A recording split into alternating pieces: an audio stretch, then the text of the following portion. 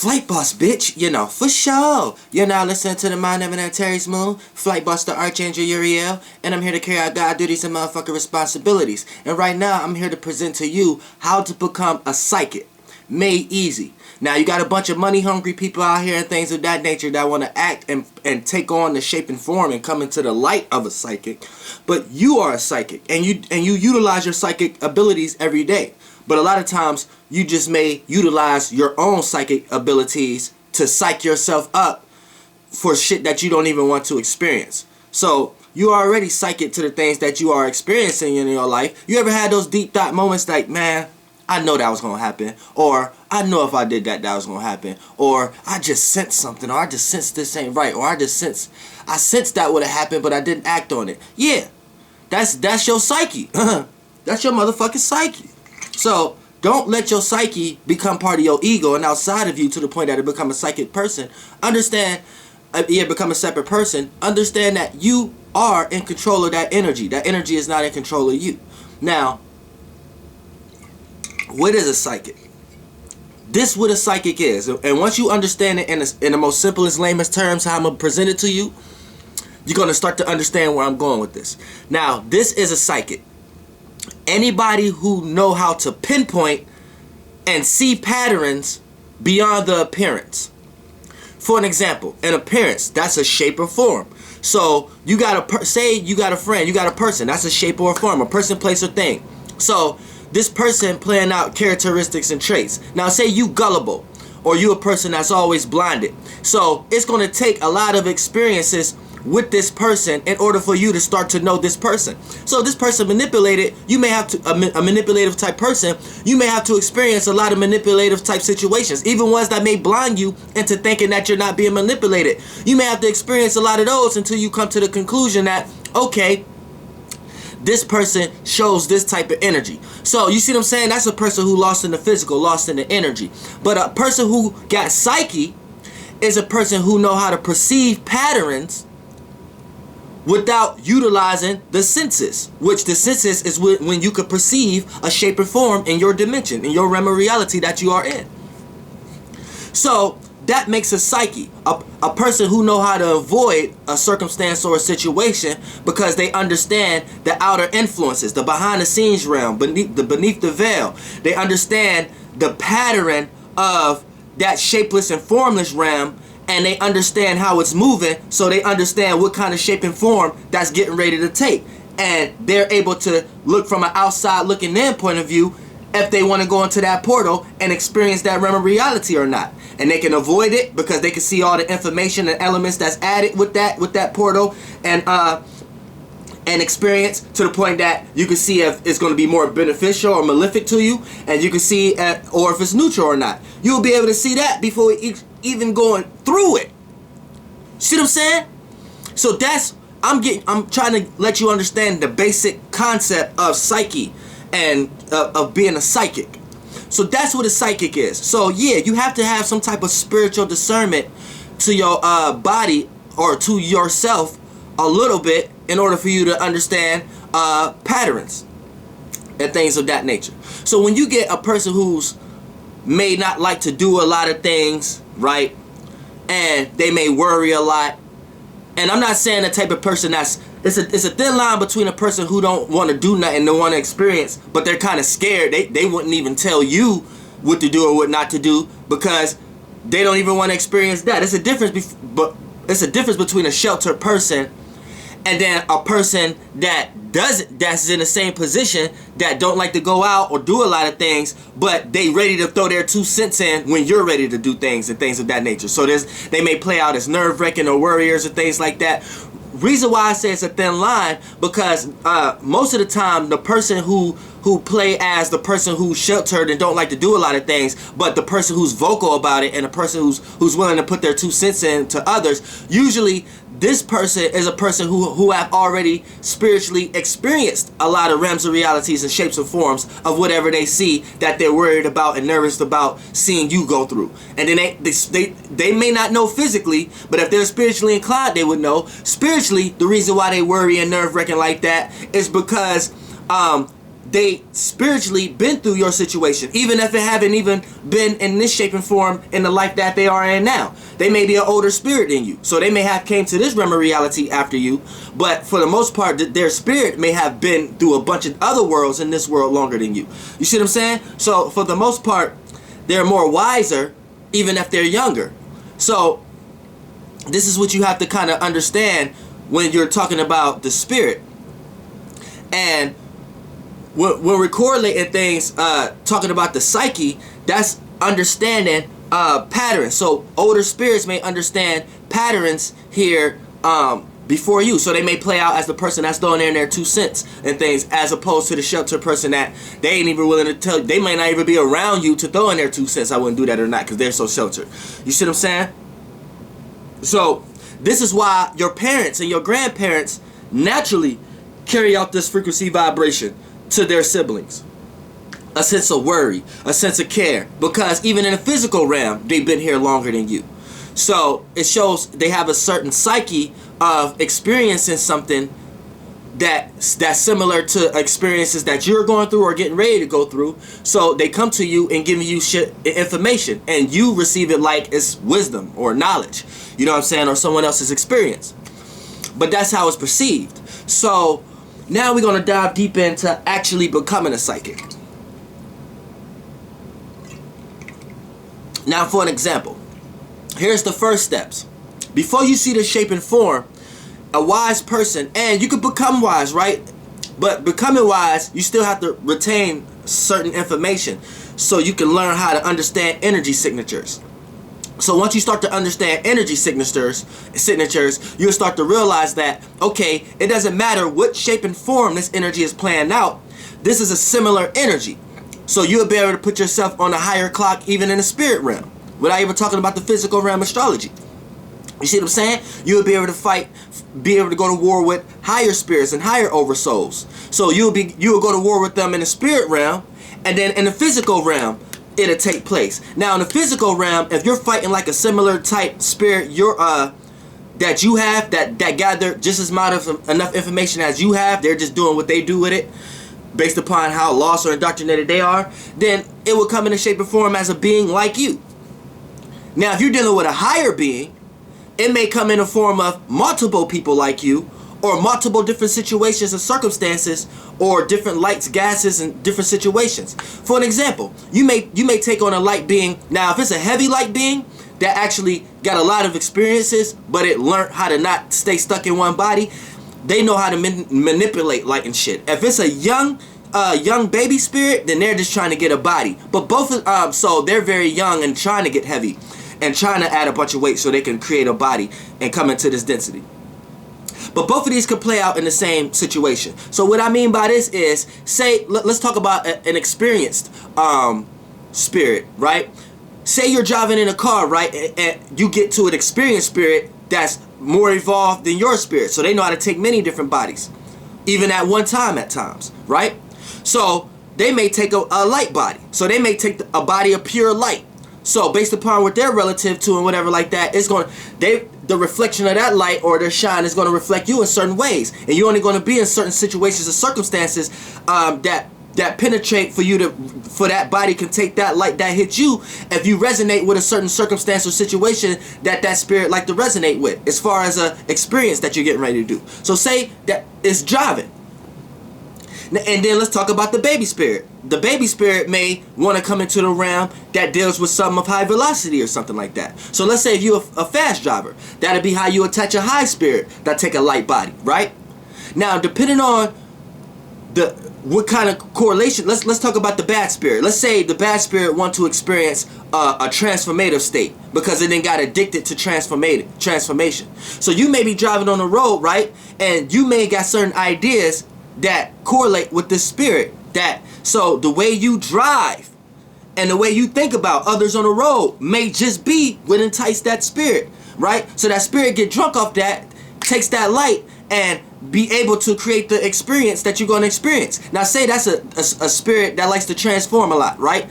It may take the pure body of light that shine on you in a way that you're not able to see a car on this side of your peripheral, and you end up in a motherfucking car accident.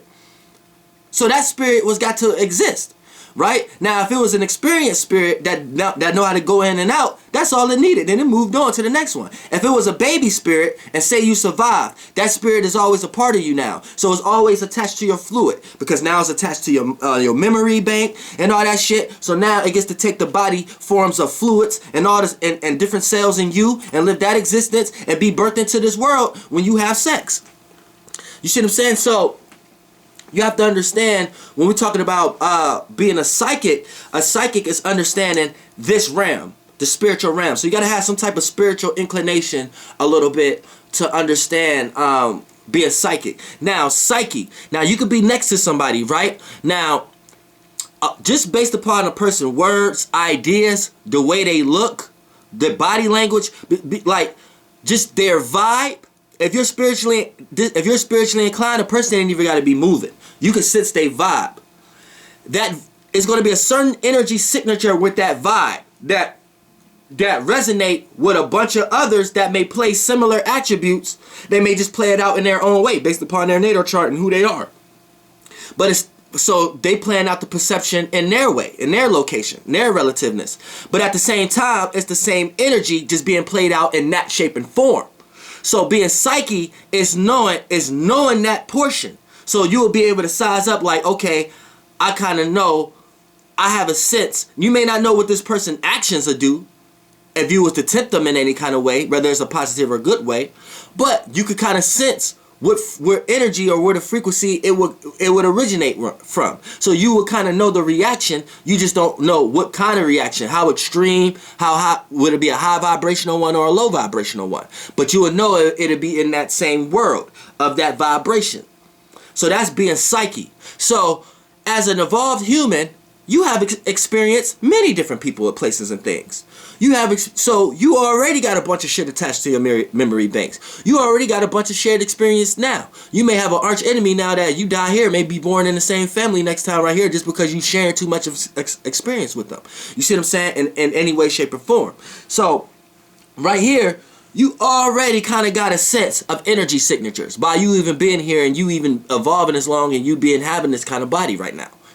So now it's all on you to kind of piece and part it together now. It's all on you to do this now. So it's your fault if you surround yourself around people, places, and things. It don't matter where it's at or who they are or what gadget or material thing it is. It's your fault if it's doing any kind of detriment to you, because you should be spiritually inclined enough to know that this energy signature don't resonate with your natural energy signature. So for you to add any attachment to it and cling on to it, you're hindering and creating blockages for your spiritual path. So you're not even going to be able to see where you should go, and you're going to need direction. So, and then your direction might be led by a spiritual being in that world that you in. So you're getting lost more and more into life, into the world that you in, without seeing the real path that you're supposed to go. So you can start to manifest the circumstances and situations and the people, places, and things that you need in your life. Now, a lot of people got natal charts and lined up that you might already got the right people in your life, so or the right circumstances and situations. So now you on the flip side of learning how to not take advantage of this, learning how to reciprocate with yourself with this, because you might be more in the nature of separating yourself. See what I'm saying? Just on a spiritual nature, and we see heavy densities, examples of this every day when you see like a child born in a rich family. So as they born, they don't share the same passions and viewpoints as the parents that started a business, because they didn't have to go through what their parents went through to have to start the business. So they have a sense of entitlement or a sense of other energetic frequencies to it, to the point that they become rebellious, or they become not taking things as serious because they don't know what it took to get it in the first place. So that's what you can do that on a spiritual nature. So, you know, this is all becoming a psychic, to the point that you could just walk into the room and automatically know, okay, I don't need to be right here, I need to go over here. Okay, I don't need to get into their conversation, I need to be right here. You know what I'm saying? You'll be able to shake the room, and then you'll be able to understand, okay, oh shit, it's really spaces within spaces. So even when you're in a space, there's spaces within spaces that even correlate to your frequency.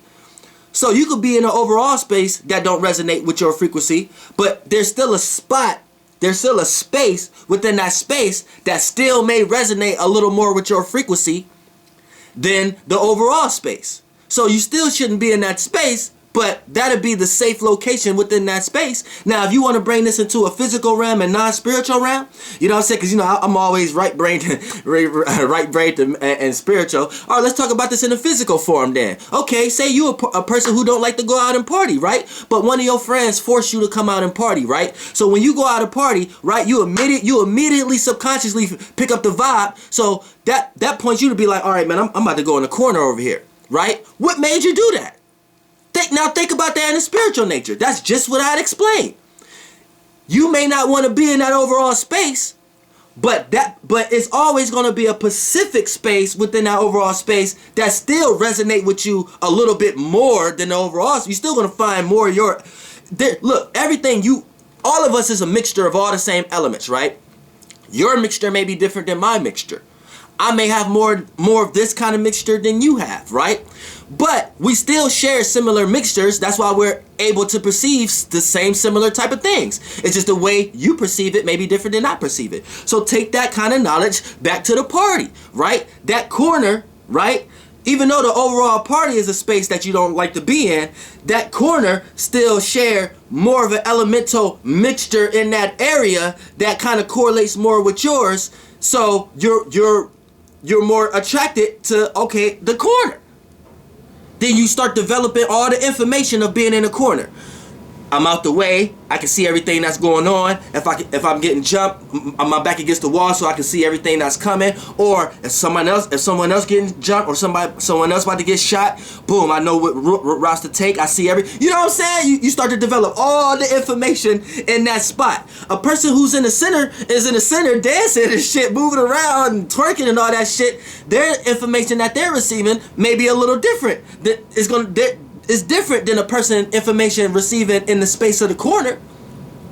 The DJ in the DJ booth, the information they're receiving in that space and location is going to be a little different than the person in the middle of the dance floor and the person that's in the corner. All the information that the DJ is developing in that space is different shit, different outlook. Okay, I got to keep the music going.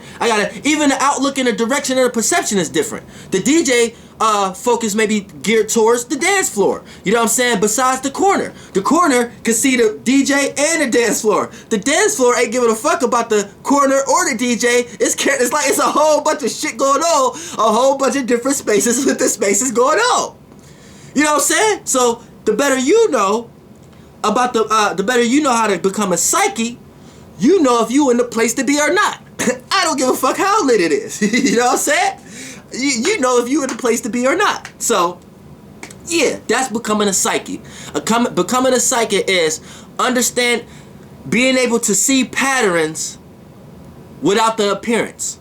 So just off thought forms, just off how a person carry themselves, you already got a sense of what direction they'd go if we was to experience this type of situation. So that's already your sense right there. So therefore, if you was a psychic person, you know if you ride around with someone who's truly with you or not.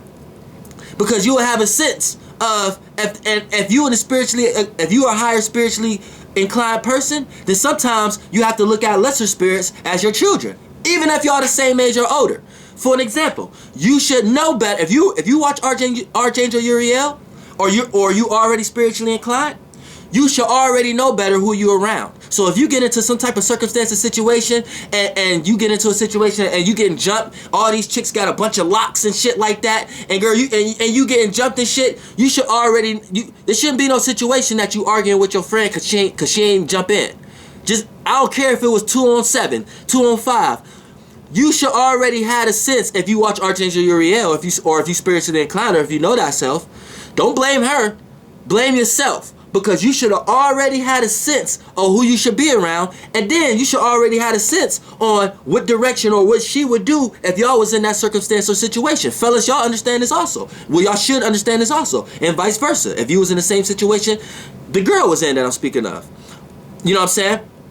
Well, this is hypothetical. But for the most part, I'm trying to get you to understand that if you wouldn't blame her, you would be like, yeah, you'll be able to check it up, because you'll start to develop in your own mind like, yeah, it's my fault because I shouldn't have been with her when I was around all these chicks. And I shouldn't have put all that faith in her because I already knew she ain't the one that did that. I should have had my sisters at the time. Or I should have been with Shalonda or Yolanda or Ishla or something. You know what I'm saying? Or Alicia or whatever. But you know what I'm saying? You get what I'm saying?